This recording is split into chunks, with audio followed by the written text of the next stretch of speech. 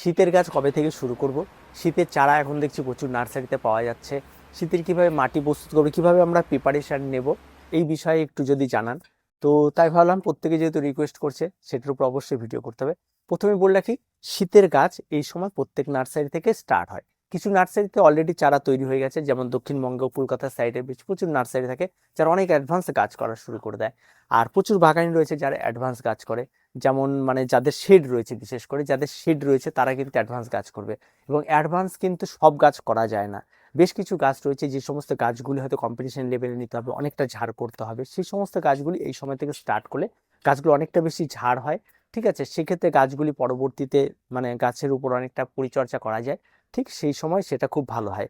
তার জন্য এই সময় এসে যারা গাছ করতে চাইছেন তারা যারা মোটামুটিভাবে কম্পিটিশন লেভেলে গাছ নিয়ে যেতে চায়, গাছকে দেখার মতো করতে চায়, তারা যেমন এই সময় লাগানোর মতো সবচেয়ে উপযুক্ত গাছ হচ্ছে এই সময় গাঁদার বিভিন্ন ভ্যারাইটি এই সময় যদি আপনি লাগিয়ে দেন। বিশেষ করে ইনকা গাঁদাটা বাদ দিয়ে, ইনকা গাঁদাটা লাগালে কি হয়, খুব তাড়াতাড়ি এর কড়ি চলে আসে, একটা 45 ডেজের পরে কড়ি চলে আসবে, ফলে গাছটার চেহারা ভালো হবে না, এই ব্যাপারটা থাকে। ইনকা গাঁদা কিন্তু শীত ভীষণ রকমভাবে পছন্দ করে, তাই তাকে যদি শীত বাদ দিয়ে গরম দেন তাহলে হবে না। বাকি অন্যান্য যে সমস্ত গাঁদা রয়েছে, যেগুলি দেশি গাঁদা বা অন্যান্য ভ্যারাইটিস গাঁদা রয়েছে, তাদেরকে কিন্তু দেখার মতো ঝাড় করে তোলার জন্য উপযুক্ত সময় হচ্ছে এটা। তাই এই সময় থেকে ওই গাদার যে কোনো ভ্যারাইটিগুলো ইনকা গাদা বাদ দিয়ে সেগুলি আপনারা করুন। দেখবেন কাটিং থেকে যে কোনো চারা তৈরি হয়ে যাবে বা বীজ থেকে নার্সারি থেকে চারা পেয়ে যাবে, সেগুলি করুন, সেগুলিকে ইচ্ছা মতো ঝাড় করুন, খুব সুন্দর গাছ হবে। এবং বৃষ্টির জলেও তাদের কোনো রকম কোনো অসুবিধা হয় না। দ্বিতীয়ত থাকে হচ্ছে আপনার পিটুনিয়াকে এই সময় লাগিয়ে দিলে যেটা হয়, পিটুনিয়া ইচ্ছা মতো পিঞ্চিং করা যায়, ইচ্ছা মতো ঝাড় করা যায়, গাছটাকে অনেকটা বুশি করা যায়, এটা একটা মজাদার বিষয় রয়েছে। পিটুনিয়া পিটুনিয়া কিন্তু চট করে মানে জঙ্গলি গাছের মতো অনেকটা। গরমে কি হয়, পিটুনিয়া পিটুনিয়া খুব বাড়ে, লম্বাটে লম্বাটে হয়ে যায়, ফলে কি হয়, ঝুলে পড়ার প্রবণতাটা অনেকটা থাকে। ফলে পরবর্তী যখন ঠান্ডা পড়ে তখন তার একটা আস্তে করে স্লো হয়ে যায়, ফলে গাছের ব্রাঞ্চটা অনেকটা বেশি ছাড়ে, ফলে ওই গাছটা দেখতে একটা অন্যরকম চলে আসে। এটা কিন্তু প্রত্যেকেই মোটামুটি জানে যারা নতুন বাগানি বা কম্পিটিশন লেভেলে যারা গাছ নেবে তারা। তাই এই সময়টা শুধুমাত্র তাদের জন্য যাদের বাড়িতে শেড রয়েছে, শেডের নিচে গাছ করতে পারবে, বৃষ্টি থেকে গাছকে রক্ষা করতে পারবে। ঠিক আছে, আবার কড়া গরম থেকেও মোটামুটিভাবে একটু ছায়াচ্ছন্ন জায়গা রয়েছে, ডাইরেক্ট সানলাইটেও রাখা যাবে না, সেই ব্যবস্থাটা যাদের রয়েছে তারা এই সময় গাছ করবে। নতুন বাগানে যারা রয়েছেন তাদেরকে বলবো এই সময় না, আপনারা অন্তত অক্টোবরের 15 তারিখের পর থেকে স্টার্ট করুন। কারণ কি, আপনি পিছিয়ে পড়বেন না। সেই সময় থেকে স্টার্ট করলে কি হয়, প্রত্যেকটা গাছের যেমন বীজের থেকে যে চারা তৈরি হবে, সেই চারাগুলি প্রত্যেকটা গাছের চারার গঠন ভালো হবে। চারাগুলি লাগালে চারাগুলি নষ্ট হওয়ার প্রবণতাটা অনেকটা কম হবে। আপনি 10টা চারা লাগালে অন্তত 10টায় বেঁচে থাকার ব্যাপারটা থাকবে, তাই নষ্টটা কম হবে। আর এই সময় লাগালে কিন্তু প্রচুর নষ্ট হবে, আর নতুন বাগানীদের জন্য উপযুক্ত সময় এটা নয়। বা যারা শীতকালীন ফুল গাছ প্রচুর পরিমাণে করে তারাও কিন্তু এই সময় কিন্তু কেউ লাগাবে না, একটু ওয়েট করবে। তাই আপনারা একটু চেষ্টা করবেন, এত হুড়পাড় করার কিছু নেই। এখন যেটা আপনাদের করতে হবে সেটা হচ্ছে শীতের মাটি প্রস্তুতিটা করতে হবে। শীতের মাটি প্রস্তুতি করতে গেলে যেটা খুব নর্মাল মাটির মিশ্রণের প্রয়োজন হয়, সেটা হচ্ছে 50% মাটি, 30% কম্পোস্ট, 20% বালি। এটাতে একটা নর্মাল মিডিয়া এটা একটা রেডি করে নেবেন। আর এই মাটির যদি আপনার 1 বস্তা মাটি তৈরি করেন, তাহলে সেই মাটির মধ্যে অবশ্যই 200 গ্রাম নিম খোল, 200 গ্রাম হাড় গুঁড়ো, 200 গ্রাম শিংকুচি, ঠিক আছে, এগুলি একটু মিশিয়ে সুন্দরভাবে তৈরি করবেন। তৈরি করার পর মাটিটাকে ভালো করে মিশিয়ে নিয়ে জাস্ট 2টো দিন আপনারা একটু রোদ লাগাবেন।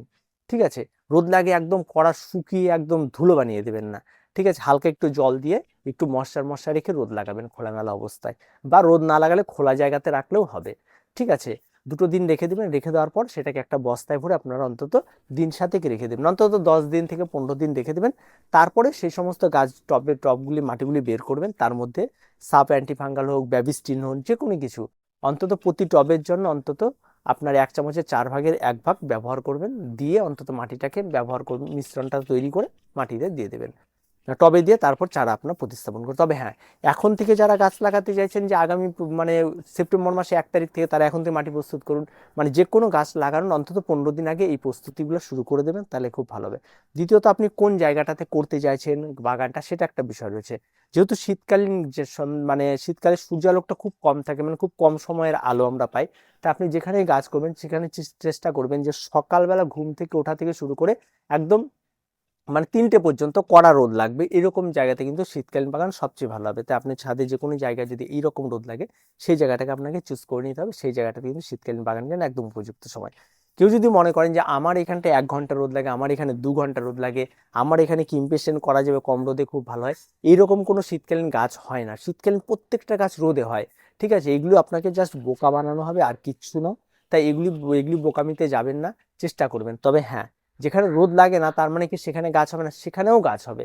যেই গাছটা রোদ বা কড়া সূর্যালোকে যত সুন্দর ফুল হবে, যতটা সুন্দর গ্রোথ হবে, আপনার যেখানটা রোদটা কম লাগে সেখানটা কিন্তু গ্রোথটা কম হবে, গাছের সাইজটা ছোট হবে, ঠিক আছে, ফুলের সংখ্যাটা কম হবে, এটুকুই। কিন্তু সেখানেও ফুল হবে। শীতকাল মানে যে কোনো জায়গাতে ফুল হতে পারে, কিন্তু ফুলের সংখ্যা, গাছের গ্রোথ, এই সমস্ত কিছু চিন্তা ভাবনা করলে সারাদিন সূর্যালোকটা মাস্ট অবশ্যই প্রয়োজন রয়েছে। তাই আবারও বলছি, নতুন বাগান যারা রয়েছে তারা মাটি প্রস্তুতি চিন্তা ভাবনা করলে এই সময় থেকে স্টার্ট করে দিন। সেগুলি আপনারা করে রেখে দিন। খুব ভালো মাটি তৈরি করে রেখে দেওয়া, পরবর্তী সেই মাটিটা ব্যবহার করলে তার মধ্যে যে কোনো গাছের খাবার উপাদানগুলি একদম রেডি থাকে, গাছ লাগিয়ে দেওয়ার পর খুব তাড়াতাড়ি তারা ধরে নেয়, ফলে গাছের গ্রোথটা খুব ভালো থাকে। আর শীতকালীন গাছ মানে কিন্তু অল্প সময়ের মধ্যে খুব ভালো গ্রোথ নেওয়া, তাই খাবারের ব্যাপারটা কিন্তু সবসময় জোর দিতে হবে। তার সঙ্গে সঙ্গে ড্রেনেজটাকেও খেয়াল রাখতে হবে। তো এই ব্যাপারগুলি এখন থেকে স্টার্ট করে দিন। আর নতুন যারা রয়েছেন তাদের এখন থেকে কাজ করার কোনো প্রয়োজন নেই। আর এখন সাধারণত বীজের বা চারার দামটা অনেকটা বেশি থাকে, তার কারণ হচ্ছে এই সময় কিন্তু জার্মিনেশনের হারটাও কিন্তু খুব কম থাকে। 100 বীজ হয়তো ফেললে হয়তো 50টা 60টা হয়তো চারা হবে, ঠিক আছে। তার জন্য এই সময় গাছ নিতে গেলে, গাদা নিতে গেলে অন্তত 10 টাকা 12 টাকা করে পড়বে। তারপরে পিটুনিয়া নিতে গেলে 20 টাকা করে কম পড়বে। অ্যান্টেরিয়াম, মাছি গাদা, এগুলি এই সময় লাগানোর জন্য উপযুক্ত একটা পরিবেশ, গ্যাজেনিয়া, ঠিক আছে, এগুলি গাছ সহজে নষ্ট হয় না। ডায়ান্থাস, এগুলি নষ্ট হয় না চট করে, এগুলি অনেকটা শক্ত গাছ, তাই এই সময় করতে পারেন। আর নতুনদের জন্য আবারও বলছি, আপনারা একটু লেট করুন। আর যারা পুরনো রয়েছে তারা তো জানেই যে কিভাবে কি করতে হবে, তাদের জন্য আর কিছু বলা নাই, তাদের থেকে অনেক কিছু শিখতে হবে। তো তার তো আছেই। আর তার সঙ্গে সঙ্গে আমরা এখনো স্টার্ট করিনি। আমাদের এই উত্তরবঙ্গের যে ওয়েদার রয়েছে তাতে আমরা মোটামুটিভাবে আর একটু ঠান্ডা না পড়লে হয় না, কারণ আমাদের অন্তত দুর্গাপূজার অক্টোবর মাসে 15 তারিখ পুরো মানে 15 তারিখ পর্যন্ত বৃষ্টি হওয়ার সম্ভাবনা প্রবল থাকে, মানে এখানে ওই টাইমে বর্ষা হয়। তাই সেই সময় অনেকটা লেট করতে হয়। আর ওই টাইমে এত অ্যাডভান্স শুরু করলে এখানে এতটাই গরম আর এতটাই বাজে ওয়েদার যে চট করে হয় না। যখন একটু কুয়াশা পড়া শুরু হয়, ভোরের দিকে একটু ঠান্ডা পড়া শুরু হবে, তখন থেকে স্টার্ট করা হবে। তো আমাদের একটু লেট হবে, আমাদের হয়তো সেপ্টেম্বর 15 তারিখের পর থেকে বীজ ফেলা এগুলো শুরু হবে। আর যদি এবার চেষ্টা করছি একটু অ্যাডভান্স করা, সেপ্টেম্বর থেকে স্টার্ট করে, সেপ্টেম্বরের 15 তারিখ থেকে মানে স্টার্ট করার, তবে সেটা চাইলেও হবে না, কারণ প্রচুর গরম থাকে। তো যারা যারা করতে চাইছেন আর যারা আমাদের থেকে চারা নেবেন বলে ভাবছেন, যারা লোকাল বিশেষ করে, তারা নিতে পারবেন, তারা আসবেন। আর শীতকালীন চারা ওই আপনার কুরিয়ার করে পাঠানো, গাছ নষ্ট হওয়ার প্রবণতাটা অনেকটাই থাকে, ঠিক আছে, এগুলি খুব নরম গাছ হয়ে থাকে, তাই সেগুলি হয় না চট করে। এসে যদি নিতে চান তাহলে আপনারা নিতে পারেন। আমাদের ঠিকানাটা হচ্ছে রায়গঞ্জ, উত্তর দিনাজপুর জেলা, ঠিক আছে। আর সেখানটায় আমাদের রয়েছে, আর আমাদের যোগাযোগ নম্বর তো আপনাদের কাছে সবসময় আমরা দিয়ে থাকি, তো সেভাবে আপনারা যোগাযোগ করে নিতে পারেন। তো দেখা হচ্ছে পরবর্তী ভিডিওতে। প্রত্যেকে ভালো থাকবেন, প্রত্যেকে সুস্থ থাকবেন। চ্যানেলটিকে অবশ্যই অবশ্যই সাবস্ক্রাইব করে রাখবেন।